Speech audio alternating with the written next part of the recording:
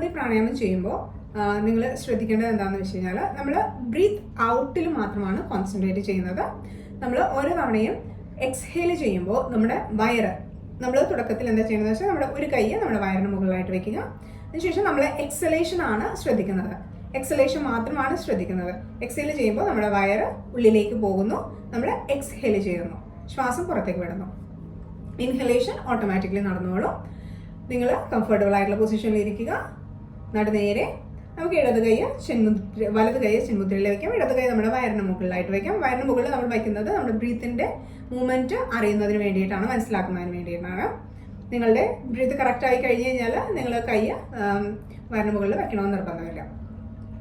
അപ്പം നമുക്ക് ചെയ്ത് നോക്കാം. നിങ്ങളുടെ ഒരു കൈ വയറിന് മുകളിലായിട്ട് വയ്ക്കുക. നമ്മൾ നമ്മുടെ വയറ്റിന്റെ ഭാഗത്തു നിന്നും ഫുള്ളായിട്ട് എക്സ്ഹേൽ ചെയ്ത് എയർ പുറത്തേക്ക് വിടുന്നു.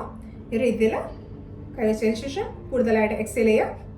വയറ് മാക്സിമം ഉള്ളിലേക്ക് ആക്കിക്കൊണ്ട് നമ്മുടെ പൂർണ്ണമായിട്ടും എക്സ്ഹേൽ ചെയ്യാനായിട്ട് ശ്രമിക്കുക. ഇത് നമുക്ക് കണ്ടിന്യൂസ് ആയിട്ട് ഒരു 10 കൗണ്ട്സ് നമുക്കിപ്പോൾ ചെയ്ത് നോക്കാം.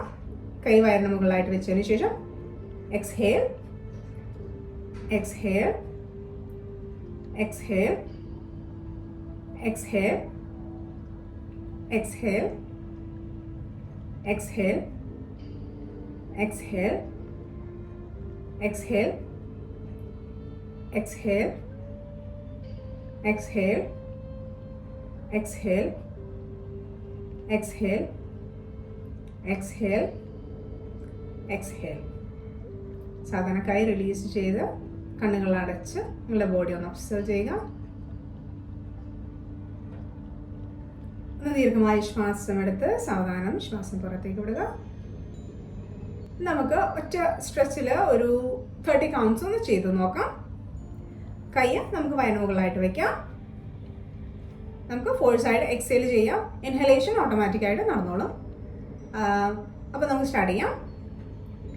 കൈ നമ്മുടെ വയറിന് മുകളിലായിട്ട് വെക്കുക. Start force exhalation.